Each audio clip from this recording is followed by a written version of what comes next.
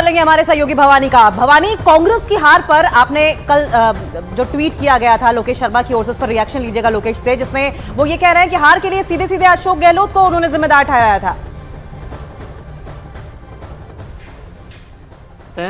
लोकेश जी, इस हार के लिए कौन जिम्मेदार है? देखिए, जहाँ तक जिम्मेदारी की बात है तो मैंने कल शाम को एक खुला पत्र पोस्ट के रूप में लिखा कि जो फीडबैक दिए जा चुके थे, अगर उन पे काम किया जाता तो ये स्थितियाँ नहीं बनती, ये परिणाम नहीं आते। मैंने लगभग 6 महीने पहले ये सारी स्थितियाँ मुख्यमंत्री जी को बता दी थी, क्योंकि जो फील्ड में हम लोग गए और हमने जो वहाँ से रिपोर्ट्स और उनके फीडबैक कलेक्ट किए, उनके आधार पर हमने जो तैयारी की और बताया कि इस तरीके से पर्टिकुलर क्षेत्र में, विधानसभा क्षेत्रों में एंटी इनकम्बेंसी है और वो स्थानीय विधायक के खिलाफ है। अगर ये चेहरे बदल दिए जाते हैं या इनके टिकट काट दिए जाते हैं, नए लोगों को टिकट दिया जाता है, नए चेहरों को टिकट दिया जाता है, तो जीत हमारी सुनिश्चित है। तो मुझे लगता है कि ये नहीं कर पाना ही सबसे बड़ी हार का कारण है। आपने एक शब्द का इस्तेमाल किया, ट्वीट किया कि अशोक गहलोत ने फरेब किया हाईकमान के खिलाफ। क्या फरेब था वो? फरेब यही था कि आखिरी तक वो यही कहते रहे कि मैं सरकार रिपीट करवा लाऊंगा, हर हाल में रिपीट करवा लाऊंगा, मुझे फ्री हैंड दिया जाए और मैं जिसको चाहूँ उसे ही टिकट दिया जाए। तो यही फरेब था ना, अंधेरे में रखा कि सरकार मैं बना के लाऊंगा वापस। लेकिन जो वास्तविक स्थिति थी ग्राउंड पे वो ऐसी नहीं थी। जो चेहरे बदले जाने चाहिए थे उन्हें अगर बदल दिया जाता तो निश्चित तौर पर हम सरकार में वापसी कर पाते हैं। आपने लिखा था एक कोटरी से वो घिरे रहते हैं, वो कोटरी कौन सी थी और क्या कांग्रेस के आम कार्यकर्ताओं का एक्सेस नहीं था वहाँ तक, नेताओं का? मैंने ये कहा कि ऐसे लोगों से घिरे रहते हैं जो सिर्फ और सिर्फ प्रशंसा करते हैं और सच को उन तक नहीं पहुंचने देना चाहते।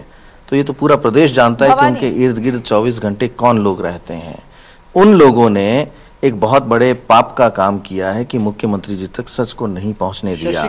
लेकिन सच को सुनना और सच को जानने की जिम्मेदारी भी प्रदेश के मुखिया की होती है। उन्हें स्वयं को ये निर्णय लेना चाहिए था कि कौन व्यक्ति आके सच बोल सकता है, क्योंकि प्रशंसा करने का काम सभी का होता है। हम चाहते हैं कि आलोचना और सकारात्मक आलोचना अगर कोई करे तो उसे भी सुना जाना चाहिए। शशिकांत, ओएसडी शशिकांत, उनको लेकर कई सारे सवाल उठाए थे। आपको क्या लगता है, क्या शशिकांत वो थे जो मिलने नहीं दे रहे थे कांग्रेस के नेताओं को, कार्यकर्ताओं को, उनसे घिरे हुए रहते थे?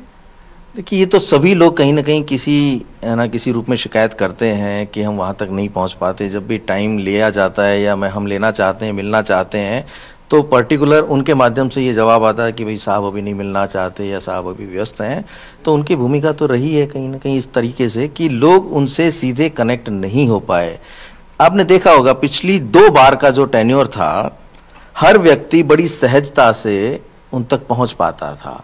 इस बार जो कोकस उनके चारों तरफ रहा, उसने दूर कर दिया उन तमाम लोगों से जो सच बोल सकते थे या सही फीडबैक उन्हें दे सकते थे।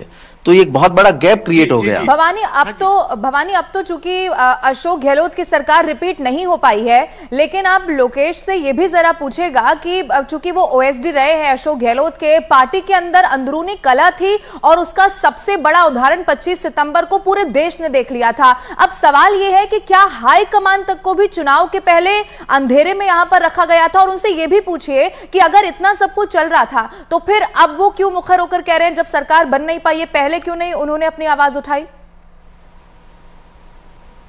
देखिए, 25 सितंबर का जिक्र तो आपने अपने उसमें किया था, ट्वीट में किया था। ये जो 25 सितंबर की घटना है, आपने कहा था कि ये भी एक साजिश थी, कैसे? नहीं, मैंने कहा ये प्रायोजित थी। प्रायोजित का तो मतलब यही होता है कि वो पहले से सारा कुछ तैयार था कि क्या होना चाहिए, प्रायोजित क्यों होना चाहिए। उस दिन जो आलाकमान की मंशा थी, उस मंशा को फेल करने का ही तो इरादा रहा होगा, इसीलिए प्रायोजित थी।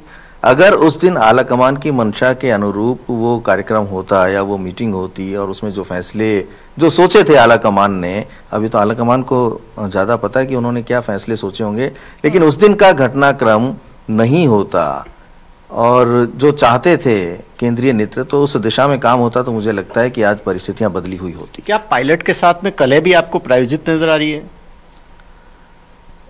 देखिए, ये जो जिम्मेदारी है कि कौन सी चीज़ प्रायोजित होगी नहीं होगी, लेकिन मैं ये समझता हूँ कि कांग्रेस पार्टी ने सही समय पे सही चीज़ों को देखने का प्रयास नहीं किया। मुख्यमंत्री जी ने जो कहा वही माना और उसी तरफ उन्होंने उस तरह के कदम उठाए कि जो ये कह रहे हैं उसी को माना जाए। तो अगर ये स्थितियां नहीं होती, जो घटनाक्रम हुआ था उस वक्त, बिल्कुल भवानी, तो हम साफ तौर पर सुन पा रहे हैं कि गहलोत के ओएसडी लोकेश शर्मा ये कहते हुए दिखाई दे रहे हैं कि गहलोत के स्वार्थ ने ही कांग्रेस को राजस्थान की सत्ता से बाहर कर दिया।